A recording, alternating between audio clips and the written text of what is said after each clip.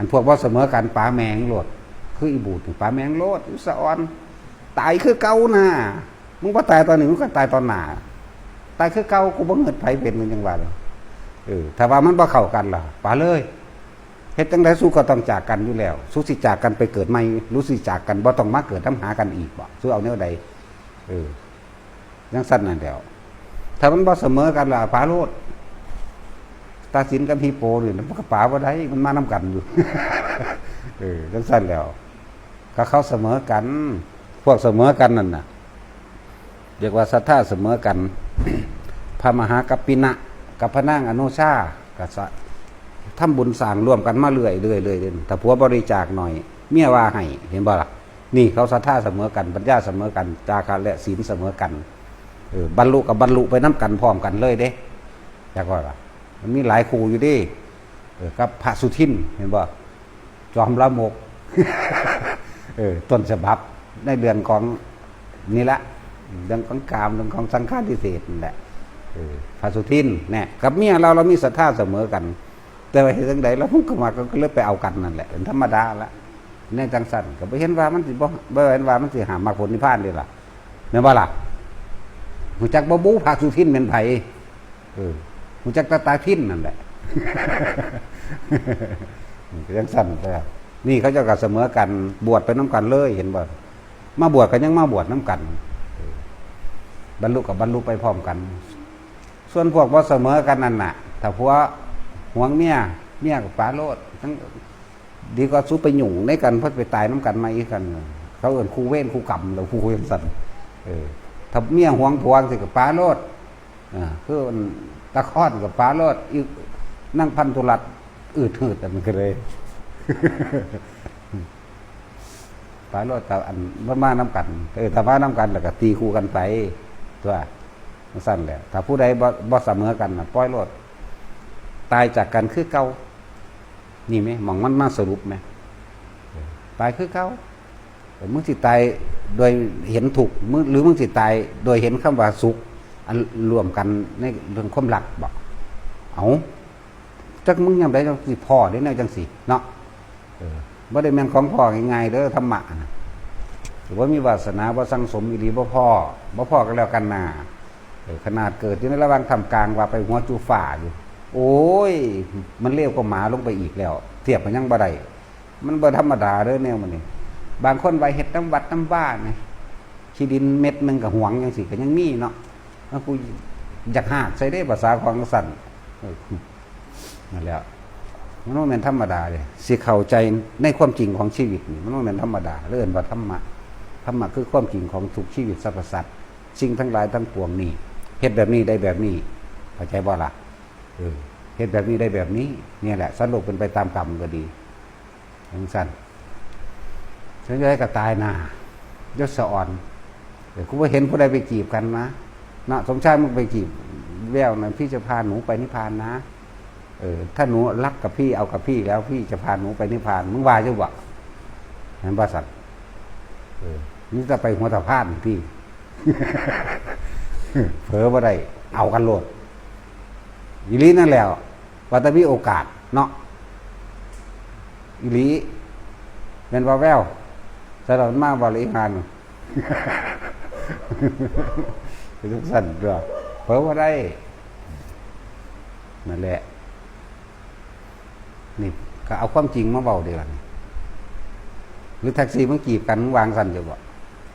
มึงจีบตอนบวชซ้ำมึงออกมาเอาซ้ำเนาะแม่นว่าล่ะจีบเขาตอนบวชด้วยทำทาวทำมามันหล่อถึงออกมาเอาเขาซ้ำสั่นแล้วไปอีลีนั่นแหละมึงออกมาถูกเห็นยังสั่นก็ได้บอกมึงออกมาเนาะอีลีเด้ออันมื้อนี้ก็เลยคือความจริง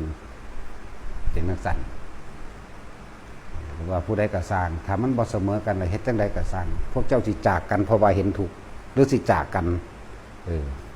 เข้าไปทุกข์น้ำกันเกรงใจกิเลสเกรงใจอย่างแน่จังสั่นนะมันบ่ตายมื้อนี้ก็ตายมื้ออื่นอยู่แล้วแน่นอนอยู่แล้วจึงบ่เห็นเข้าไปเห็นลึกเข้าไปความไปยึดมั่นถือมั่นพอใจเรื่องใดบ่พอใจเรื่องใดเห็นให้มันลึกเข้าไปโลดเห็นให้มันนายเข้าไปเลย มันจะไปเอาไผกระสร้างก็ต้องจากคือเก่าไผก็ดี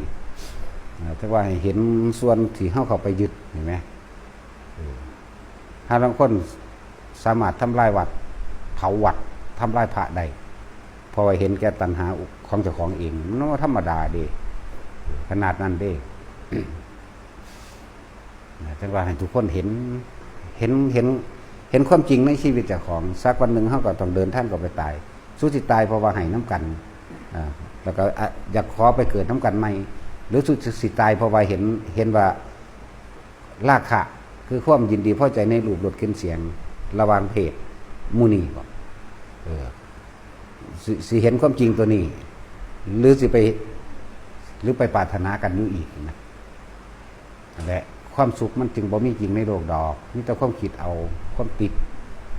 กูไม่ได้เงินไผ่ได้กูว่าแมงกว่าเด้เนาะทั้งสั้นแล้วแต่ผู้ใดมันบ่เสมอกันป่าเลยจักว่าล่ะผู้ยิ่งบ่มาทำผู้ชายกับผู้ชายป่าแมงมันโลดมาบวชเลยผู้ยิ่งก็มาบวชได้คือกันป่าผัวโลดเนี่ยเขาว่าอยากเทศให้คนถือใจแมงไผ่เด้เนาะบ่ให้คำแต่ตำนี้ได้บ่เอาท่านโอ้ยกูหังเบาใส่กูจะให้มันเลียดหัวออกคุณถ้าบารมีบ่เสมอกันถิ่มเลยนี่เป็นโอกาสเข้าใจบ่ไผกระช่างเด้อนี่เป็นโอกาสที่เฮาเห็นของจริงเลยเห็นความจริงว่าคนแต่ละคนมันบ่ได้หักผู้อื่นดอกมันหักตัวมันเองมันหวงไว้เอามันเองนั่นแหละแล้วมันก็มองผู้อื่นเลว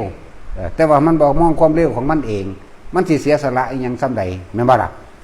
ก็จังสั้นแล้วอีหลีหาว่าได้มึงก็กินเลี้ยงตะลูกตะเมียมึงหั่นแม่นบ่ล่ะหวงเมียไว้ก็หวงไว้เอาเจ้าของนั่นแหละเอาไปนอนอยู่เฮือนซื่อๆมันจะมีประโยชน์อีหยังเนาะถึงเวลามันก็มาเซิงเท่านั้นเด้ล่ะนี่แม่นบ่สั่นบัดนี้มันบ่อยากให้ผู้อื่นไปเบิ่งนำอีหลีมันหวงไว้แบบนี้แหละลองไปแห่นไปตำบังฮงบ่พื้นกันเฮือนนั่นบ่พื้นกันเฮือนนี่บ่เป็นหยังแม่นบ่แท็กซี่ไปเข้าค่ะ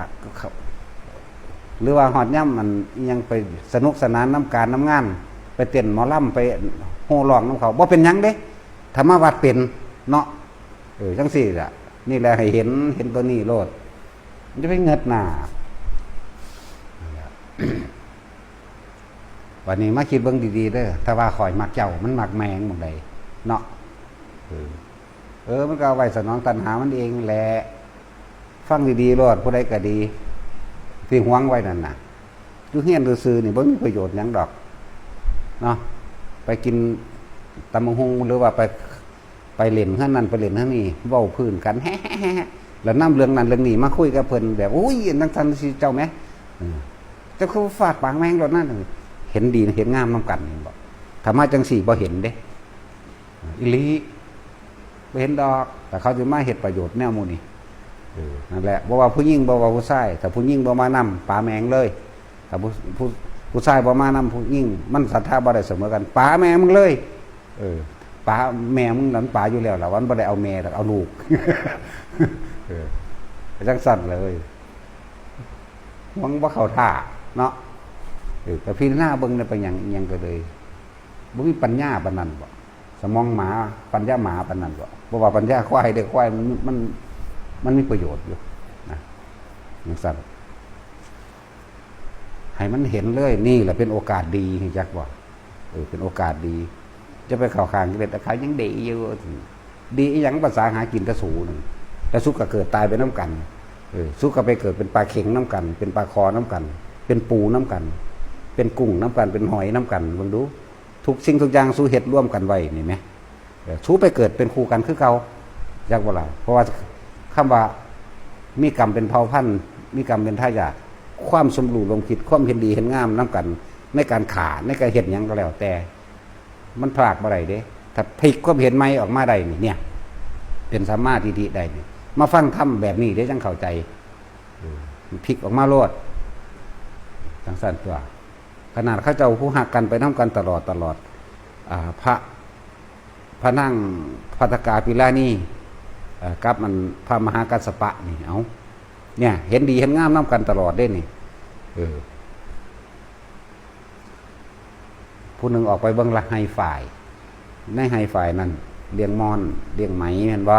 พวกเลี้ยงมอนพวกเลี้ยงไหมเนาะผู้หนึ่งออกไปเบื้องหน้าคือพระปิภริมานพนั่นน่ะหมายถึงพระกัสสปะเล่าสื่อว่าปิภริพระมหากัสสปะนั่นน่ะแล้วออกไปเบื้องหน้าเล่าแล้วก็ไปเห็นนกจิกกินแมงบงกินตักแตนเราไปเห็นปลาขอนเห็นนกกินปลาขอนเราไปเห็นนั่นเห็นนี่มาเรื่อยเราถามว่าพระนายพวกสัตว์ทั้งหลายมันกินกันแบบนี้บาปมันตกเป็นของไผ่ตกเป็นของเจ้านายแล้วเป็นขึ้นสิตกเป็นของข่อยกันหน้านี่เป็นของเจ้านายถ้าเจ้านายบอกสั่งพวกผมเอาน้ำเขาหน้าตกกาในหน้าดำให้ดำหน้าแล้วพวกผมสิเฮ็ดได้บ่นั่นเห็นบ่ล่ะคนพวกนายพวกถาดทั้งหลายเขาบอกตกใจบางดูธรรมดาบ่ถ้าว่าพ้นแล้วเขาสิเป็นจังไดระลึกเข้ามาที่แม่มันก็จะได้เกิดเป็นแนวโมนีเบิดได้นี่นะตั้งสั่นตัวบัดนี้ฝ่ายผู้ยิ่งบัดนางภาตกานางภากาเป็นไรนี่แต่เบิ่งเขาก็เอาใบม่อนนั่นนะเลี้ยงตัวม่อนเลี้ยงตัวไหมไปแล้วเขาก็สาวไหมสาวหลอกเฮ็ดผ้าเขาก็ถามว่าสร้างได้แล้วนี่สัตว์แล้วนั้นมันห่อนมันตายอยู่บ่ฮ้อนตายเอาระบาดนี่เป็นของไผ่บางดูนี่ก็ถามคือกันนั่นแหละถามคือกันเป็นของพระนางนี่แล้วถ้าบ่สั่งพวกผู้ขาเห็ดพวกผู้ขาก็บ่เห็ดได้ล่ะเนี่ยเห็นบ่ล่ะกลับมาเฮือนทั้งสองคนก็คุยกันทางผู้ทางอันปิภริมานพคือพระมหากัสสปะบอกว่าทรัพย์สมบัติทั้งเบิดนี่มีอยู่80 โกฏมอบให้น้องหญิงแล้วแต่น้องหญิงเฮ็ดจังได๋เป็นอิสระขอไปบวชผู้นี้ก็มีความคิดเดียวกันกว่าคือกันนั่นแหละมอบให้ท่านพี่นี่ก็สิขอไปบวชคือกันย่างไปน้ำกันทั้งสองทางแต่มันมีทางแยกว่านี่เอาละมื้อนี้เฮาขาดกันบ่มีส่วนเกี่ยวพันบ่มีความสัมพันธ์บ่เกี่ยวพันกันอีกเด้อขาดกันตั้งแต่มื้อนี้โกนหัวทั้งสองคนนั่งภัตตกาเวลานี้ไปบวชอยู่ในสำนักของเดรัจฉีก่อนอยู่ไรผีก่อนมันมีบาปกรรมอันนึงกั้นเอาไว้ส่วนพระกัสสปะนี่ตรงเขาไปหาพุทธเจ้าโลดเข้าใจบ่ล่ะทั้งสั้นแหละเนี่ยเขาเจ้าก็ยังเห็นเขาเจ้ายังแยกกันสุดท้ายก็แยกกันคือเก่าไหมเนาะเฮาสิตายโดยความเจ็บปวดความคืนใจด้วยว่ามันบ่ถูกใจกันจะลืมเด้นรกเด้เฮ็ดเพื่อสิเอาใจผัวเฮ็ดเพื่อสิเอาใจเมียตายโดยความขมขื่นใจบ่ถ้าบารมีบ่เสมอกันศรัทธาปัญญาจาคะบ่เสมอกันเลิกเข้าใจบ่ล่ะเลิกทั้งที่มีสตินี่บ่ดีกว่าบ่ฮึเนาะดีกว่าตายจากกันทั้งที่บ่มีความเข้าใจกันแม่นเข้าใจกันมันก็ไปเกิดใหม่คือเอาแหละเอาเถอะนะตายโดยความเข้าใจฉันรักเธอนะแต่ไปเกิดเป็นแมงพงหมาน้ำกันไปเกิดเป็นขี้เกียจน้ำกันเป็นขี้โกะน้ำกันเป็นหวกเป็นแมงอีดแมงละง่ำอันใดแต่ของเห็นไว้สัตว์เบิดถูกสวดส่วนกันแล้วกันนะวันนี้มันตายทั้งที่มีสติเนี่ยกูนายคักกูบ่เอาอีกแล้วกูบ่เอาอีกแล้วนี่ถือว่าดีกว่าบอกกูเห็นคักแล้วความเห็นแก่ตัวของคนนี่ถือว่าดีกว่าบอกเนาะ